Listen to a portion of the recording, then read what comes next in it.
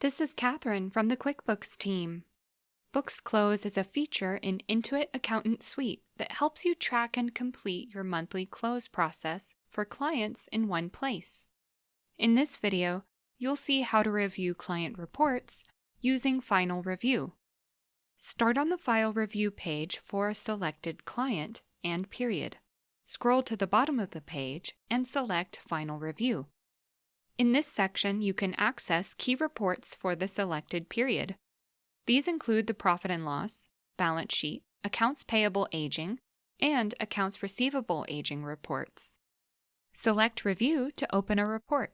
The report opens inside your Intuit Accountant Suite without switching you to your client's books. Here, you are able to update the report period, change the accounting method, make comparisons, and more, all within Intuit Accountant Suite. When you're finished reviewing the report, select the X to return to the File Review page. To access additional options, hover over a report and select the drop-down arrow next to Review. Select Go to QuickBooks to open the report in the client's QuickBooks account. Now you know how to review client reports using Final Review in Books Close.